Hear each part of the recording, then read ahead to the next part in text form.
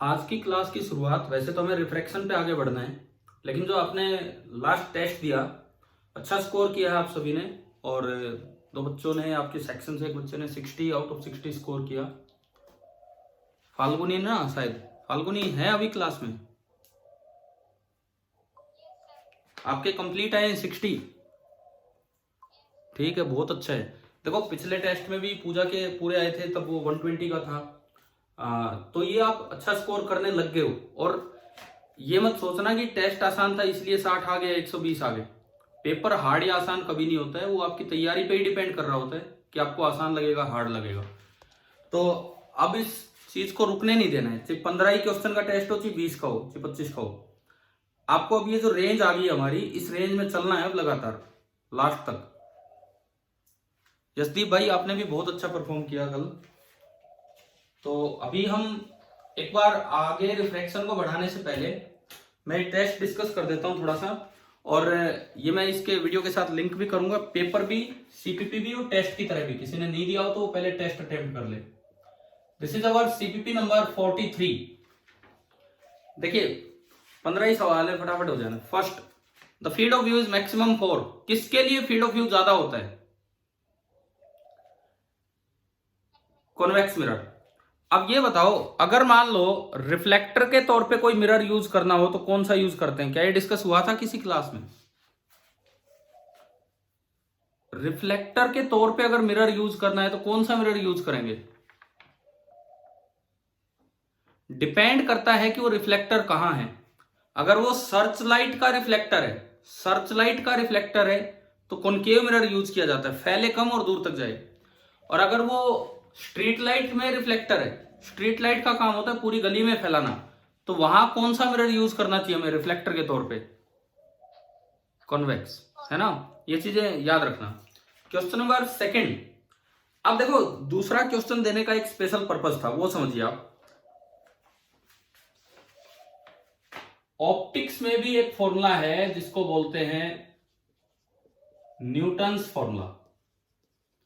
हमने रिफ्लेक्शन पूरा किया, क्या न्यूटन्स फॉर्मूला पढ़ा है अभी तक?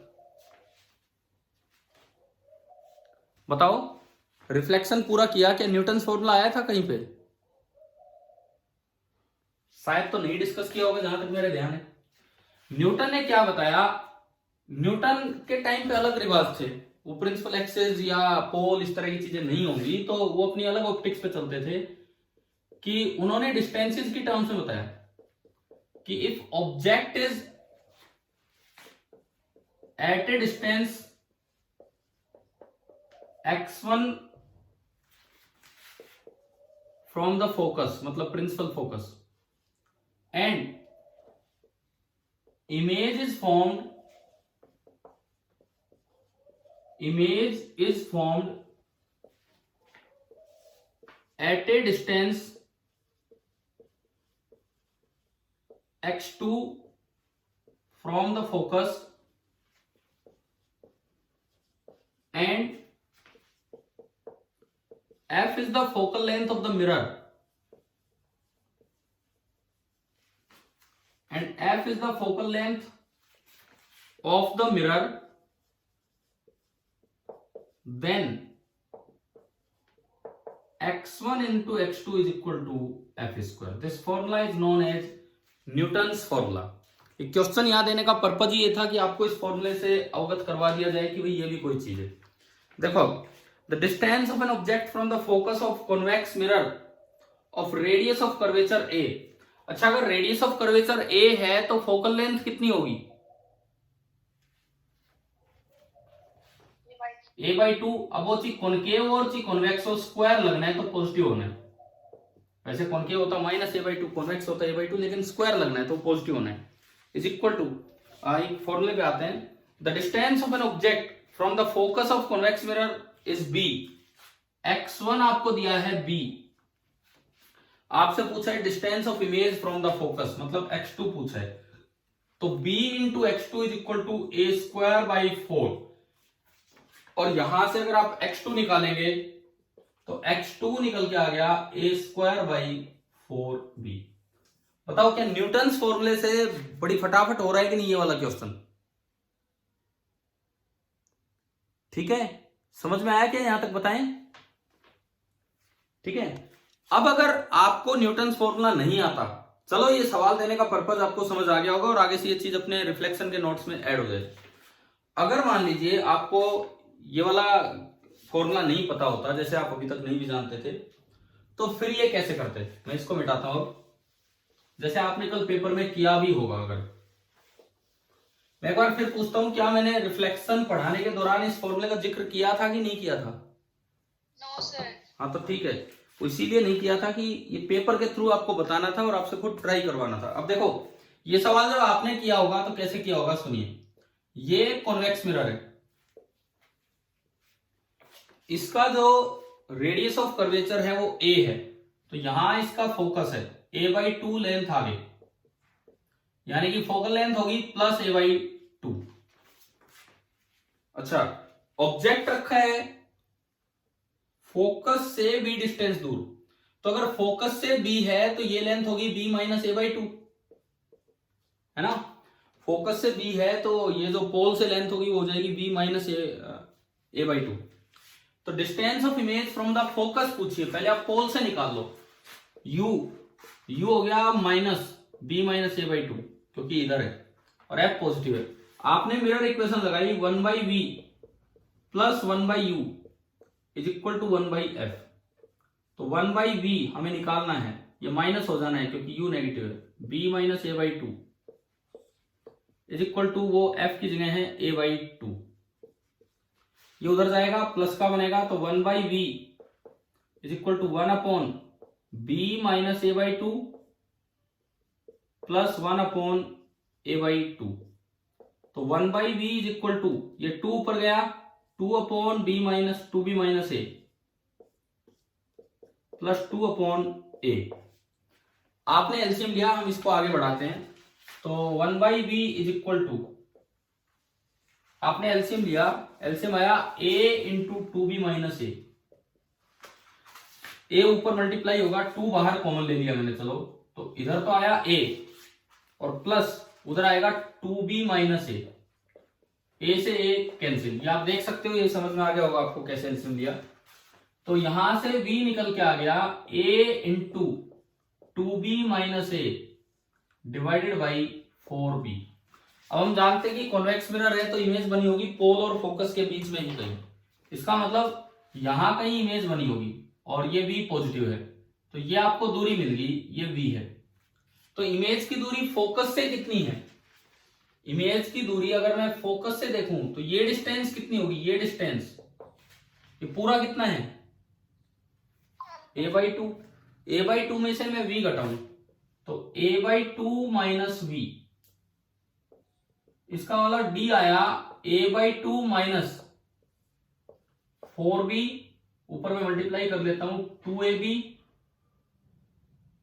एंड माइनस a², ये घटेगा।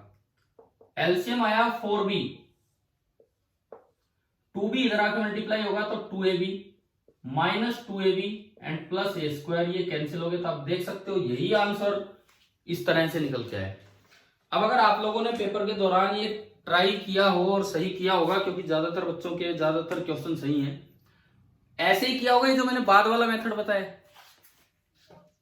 है ना। लेकिन आगे से अब याद रखें, इस क्वेश्चन को अब आगे से ध्यान रखना है, कभी भी इवन लेंस में भी यही पढ़ेंगे, लेंस जब आएगा वहां भी, कभी भी अगर फोकस से ऑब्जेक्ट और इमेज की डिस्टेंस पता हो तो नॉर्मल मिरर या नॉर्मल लेंस इक्वेशन की जगह हम न्यूटन्स फॉर्मूला पे जाया करेंगे, क्योंकि न्यूटन ने अपने टाइम में फोकस से डिस्टेंसेस मेजर करके और ये फॉर्मूले बना रखे थे जो बिल्कुल सही थे। शायद ये क्वेश्चन समझ आ गया होगा और ये ढंग से पॉइंट अपनी कॉपी में नोट कर लेना। क्वेश्चन नंबर 3, जिसमें कई बच्चों को कंफ्यूजन था, 3 देखते हैं हम। तीसरे सवाल में जैसे आप लोग ही कह रहे थे कि सर 2 ऑप्शंस हो सकते हैं, मैंने यही कहा था कि डिस्कशन में हम बता देंगे आपको। देखिए सवाल नंबर 3 देखिए, ए particle is moving towards a fixed spherical mirror. Fixed है और वो स्फेरिकल है, मतलब या तो कॉनकेव है या कॉन्वेक्स है। The image must move towards the mirror. एक चीज श्योर है रिफ्लेक्शन में, बस एक चीज श्योर है कि हमेशा ऑब्जेक्ट और इमेज हमेशा किधर चलेंगे? अपोजिट डायरेक्शन में, हमेशा अपोजिट डायरेक्शन में चलेंगे। मैं एक बार कॉनकेव की बात करता हूं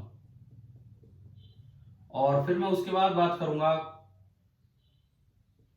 कॉन्वेक्स। एक पार्टिकल है वो चलता जा रहा है, मतलब रियल ऑब्जेक्ट है। पार्टिकल चल रहा है इट मींस रियल ऑब्जेक्ट है। कोई पार्टिकल मूव कर रहा है तो वो रियल ऑब्जेक्ट है। मान लीजिए ये फोकस, ये सेंटर। पहले मैं कॉनकेव मिरर पे आता हूं। जब ऑब्जेक्ट इधर चलेगा, इमेज में नीचे बनाऊंगा तो इमेज आपको ध्यान होगा फोकस से सी तक आती है। जब ऑब्जेक्ट इधर चलेगा तो फोकस से सी तक आ रही है, यानी कि image is moving away from the mirror. जब ऑब्जेक्ट सी से एफ पे आ लेगा तो इमेज एफ से आगे निकल लेगी, यानी कि image is moving away from the mirror. और जब ऑब्जेक्ट एफ से आगे बढ़ेगा तो इमेज इधर से आती दिखेगी। मैं कॉम्बिनेशन बना रहा हूं 1 1 2 2 3 3। तो आप बताओ, कॉनकेव मिरर के सामने अगर मैं रियल ऑब्जेक्ट रखता हूं तो इमेज, रियल ऑब्जेक्ट को चलाता हूं तो इमेज दूर भी जा रही है और इमेज मिरर की तरफ भी आ रही है। तो दोनों केस पॉसिबल है। कॉन्वेक्स मिरर में एक ही केस पॉसिबल है। कॉन्वेक्स मिरर में एक ही केस पॉसिबल है कि ऑब्जेक्ट इधर आएगा तो बस इमेज इधर आएगी।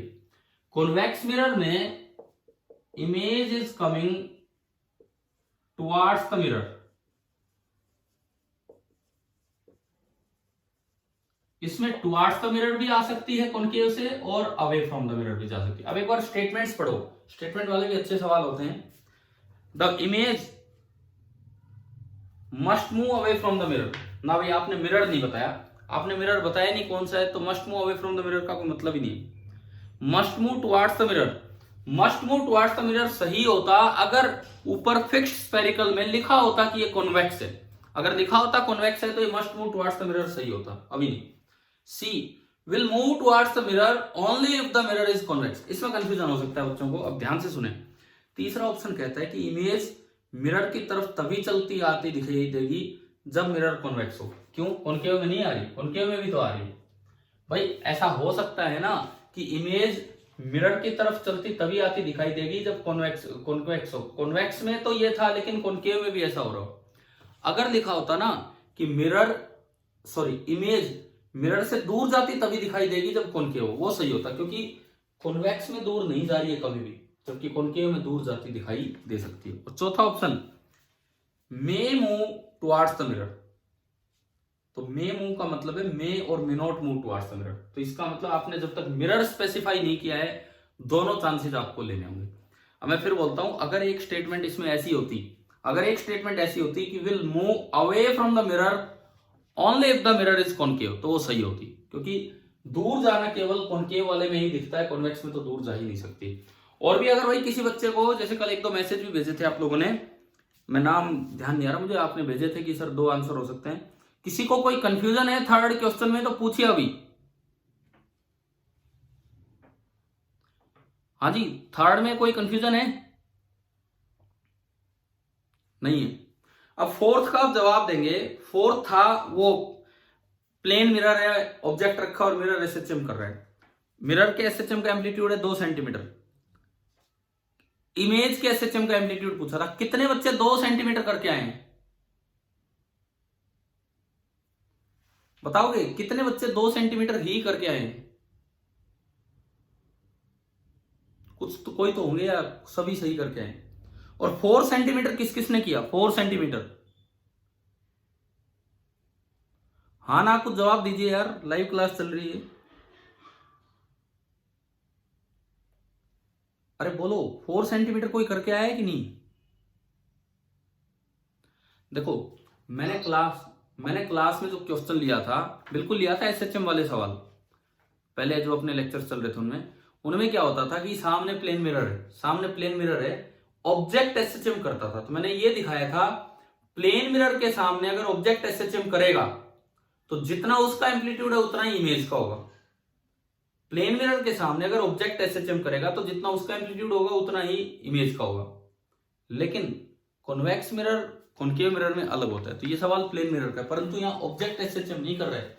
यहाँ पे जो एसएचएम हो रहा है, एसएचएम कौन कर रहा है? आपकी मिरर करने लग रहा है। तो इसमें देख लो, क्वेश्चन नंबर 4 भी आप देख लीजिए ध्यान से।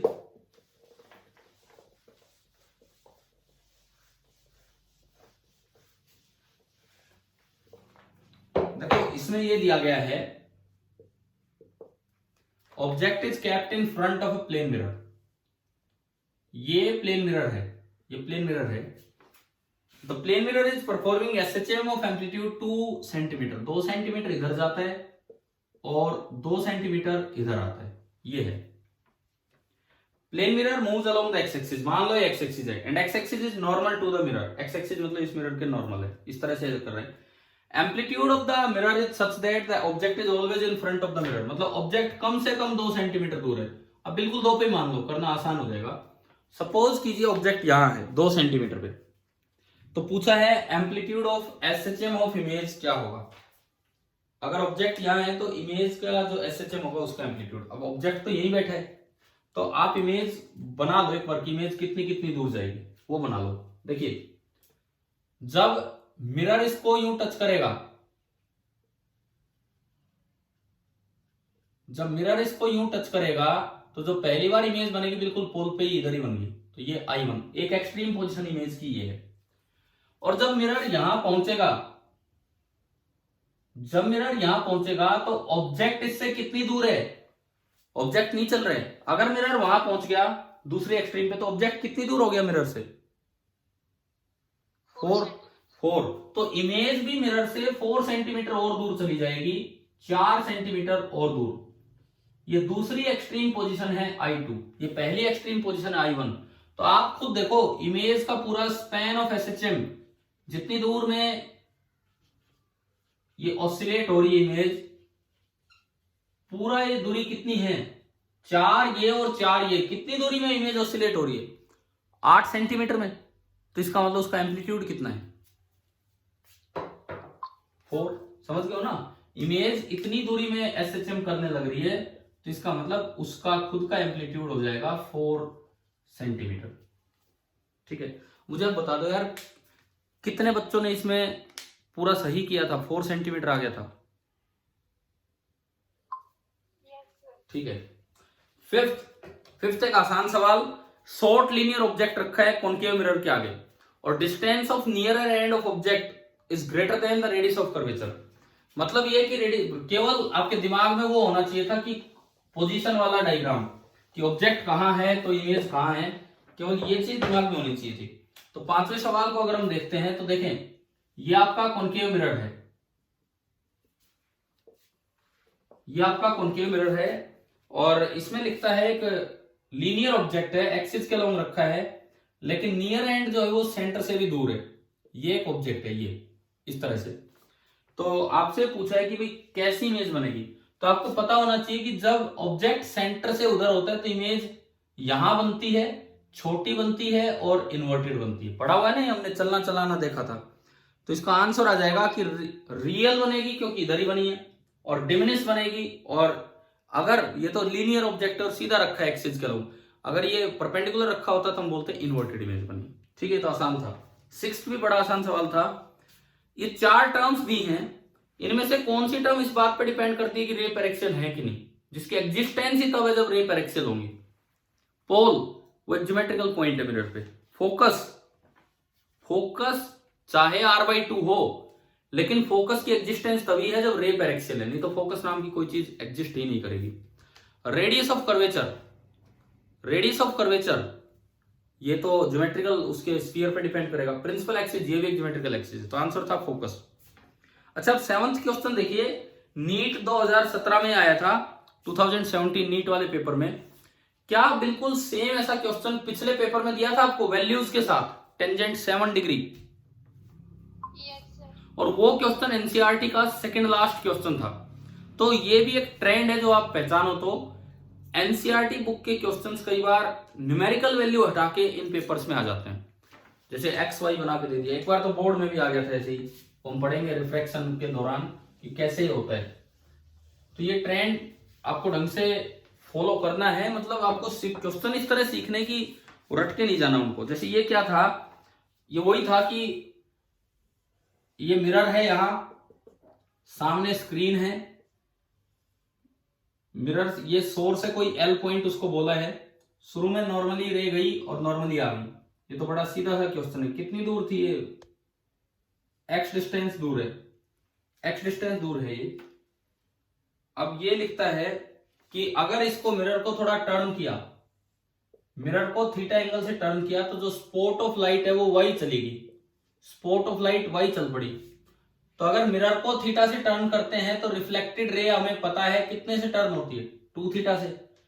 तो इस ट्रायंगल में tan 2 theta is equal to Y by X, tangent of 2 theta is equal to Y by X. And आपको दिया है कि थीटा स्मॉल है, अगर थीटा स्मॉल है तो इसको tan 2 थीटा को नियरली 2 थीटा लिख दोगे, वाई बाई एक्स। हमें क्या निकालना था, थीटा निकालना था, तो थीटा आ गया वाई बाई 2x। मतलब अगर किसी बच्चे ने एनसीईआरटी से वो क्वेश्चन सही कर रखा है तो डेफिनेटली वो यहां भी ये सवाल सही करके आता, नीट में देखते ही हो जाता। 8 ये AI ट्रिपल ई एग्जाम का नाम सुना है आपने कि नहीं सुना है?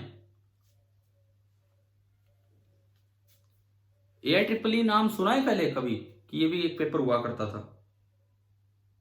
सर आपकी वॉइस कट रही है। वॉइस कट रही है क्या? सभी को दिक्कत आ रही है क्या आवाज सुनने में? यस। तो मैं नेटवर्क चेंज कर देता हूँ भाई, दूसरे नेटवर्क पे चला लेते हैं इसको।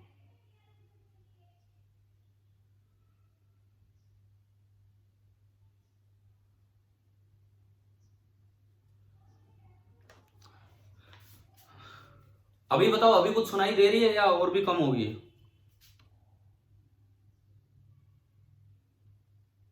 अभी आवाज सुन पा रहे हो? No sir.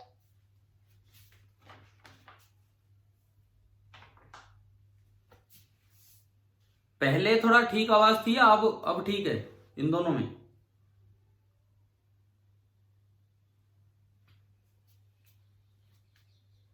अब बिल्कुल नहीं आ रही क्या अब आवाज? सर नहीं आ रही। तो यार मैं तो उसी नेटवर्क पे चलता हूँ फिर, और तो क्या करें।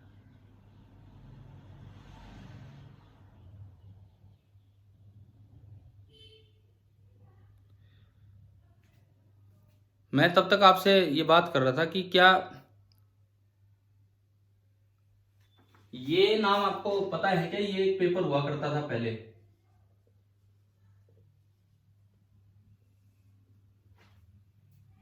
AI ट्रिपल ई, जो जेई मेन होता है आजकल। कुछ आ रहा है, कुछ समझ आ रहा है आवाज मेरी? सर बिल्कुल आवाज नहीं आ रही। तो कैसे करूं? सुनो, आप बोर्ड पे ध्यान दे लो भाई, मैं बोर्ड पे कुछ बता देता हूँ, बोर्ड पे देख लीजिए, और तो क्या है।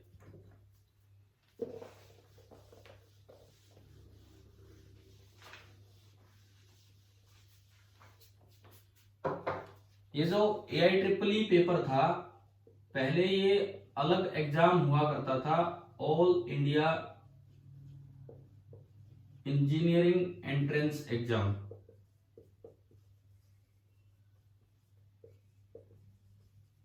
इसका नाम बाद में ये हो गया।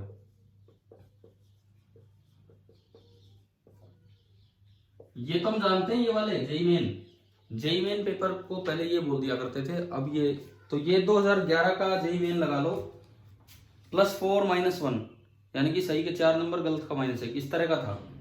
A car is fitted with a convex side view mirror of focal length 20 centimetre. एक कार के अंदर एक मिरर लगा हुआ है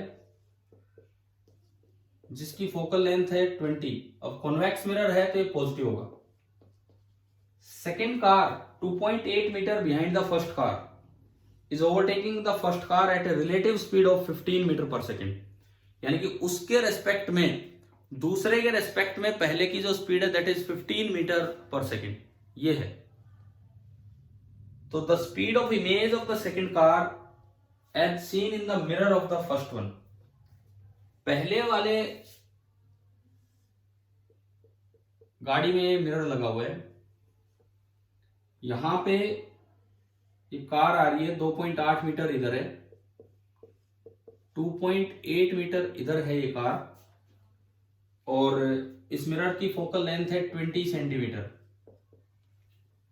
तो आपको ये बताना था कि इस मिरर के रेस्पेक्ट में अगर इसकी स्पीड थी 15 मीटर पर सेकेंड, तो आपको ये बताना था कि इसकी इमेज की स्पीड क्या नजर आएगी। तो पहले तो आपको v लोकेट करना था, v 1/v plus 1/-2.8 is equal to 1/f। अब ये मीटर में ले आओ, मीटर में 1/20 तो 20/100, तो दिस इज 100/20। अब बताओ ये सवाल हो गया था कि नहीं, ये वाला क्वेश्चन यस सर। है ना। स्पीड निकालना, पहले v कैलकुलेट कर लो और फिर स्पीड निकालनी है, तो velocity of image that is equal to, minus तो केवल वेलोसिटी के लिए था, स्पीड के लिए नहीं, v/u का whole square into velocity of object. कोई प्रॉब्लम हो तो बताना, नहीं तो आपसे हो गया होगा। क्वेश्चन नंबर 9 जेईई मेन 2019 का क्वेश्चन, आपको ये करवा रखा है, हो चुका है सवाल। 2 मिरर हैं, एक पे रे डाली, इस तरह रिफ्लेक्ट होके गई कि पैरेलल निकल गई, तो दोनों मिरर्स के बीच का एंगल कितना है। क्या इस तरह के कर लिए होंगे, हो गया होगा ये वाला सवाल भी, ठीक है। जेईई मेन में और नीट लेवल सेम होता है भाई, जेईई मेन और नीट लेवल बिल्कुल सेम होता है ऑलमोस्ट।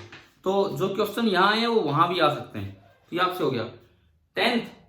10th ये तो नहीं, लेकिन इस जैसा सवाल हमने किया है सिमिलर ट्रायंगल्स का यूज करके।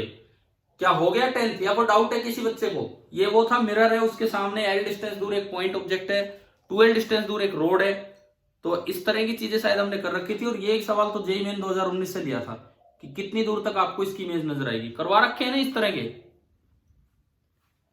कोई पूछना है किसी को 10th क्वेश्चन? No sir. ठीक है। 11th एक रिपीट क्वेश्चन था, थिक मिरर है तो उसकी ब्राइटेस्ट इमेज कौन सी नजर आएगी? सेकंड, पढ़ चुके हम पहले, ठीक है। 12th AIPMT 2000, 20 साल पुरानी बात, लेकिन फिर भी सवाल तो अब भी आते रहते, तो कितना आसान सवाल था अगर आपने पढ़ा हुआ है तो। 6 फीट का आदमी है, तो उसको अपनी पूरी इमेज देखने के लिए कितने, कम से कम मिरर कितना चाहिए? हमने याद किया है h/2। Yes sir. हाँ, तो ये 3 फीट हो जाएगा, डायरेक्ट आंसर।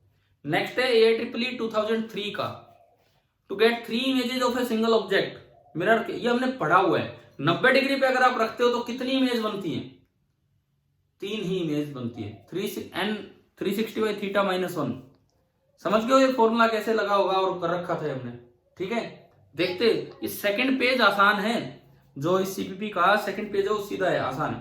14th, पिछली बार जब ये सवाल दिया मैंने तो वो कॉनकेव मिरर दिया था और इमेज इन्फिनिटी पे बनवा दी थी, लेकिन उस समय बताया था कि अगर कॉन्वेक्स मिरर हो तो गलती मत करना।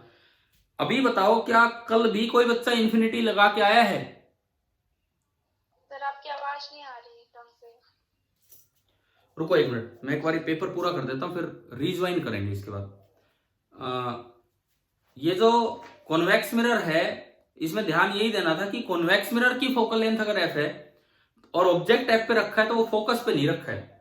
कॉन्वेक्स मिरर की फोकल लेंथ f है और ऑब्जेक्ट f पे रखा है तो वो फोकस पे नहीं रखा है। ऑब्जेक्ट अगर रखा हुआ है, देखिए क्वेश्चन नंबर 14, ऑब्जेक्ट अगर रखा हुआ है तो वो इधर रखा हुआ है, यानी कि u तो -f है। अब आपको v निकालना और f आपका f है। 1/v minus 1/u is equal to 1/f, 1/v plus 1/u equal to 1/f, mirror formula.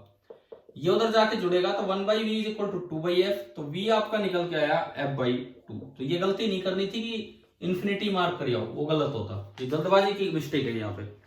And question number 15, आखिरी सवाल, पेज नंबर 2, काफी आसान था। Largest distance of image formed by a given convex mirror of focal length 10 centimeter of a real object from the mirror is। convex mirror है, real object है, तो real object में तो कहीं रख लो आप ऑब्जेक्ट, इमेज यहां से यहीं आती है, फोकस से पोल, बस इमेज इसी इलाके में बनेगी। तो लार्जेस्ट डिस्टेंस होगी फोकस वाली, और फोकल लेंथ 10 सेंटीमीटर है, तो लार्जेस्ट डिस्टेंस आपकी आ गई है 10 सेंटीमीटर। ये इसका आंसर था। तो पेज नंबर 2 फटाफट डिस्कस हो गया। चलिए अभी हम, आपको पेपर तो आया ना समझ में, किस तरह का था, क्या था क्या नहीं था? Yes sir. ठीक है, इसके बाद दोबारा स्टार्ट करेंगे क्लास।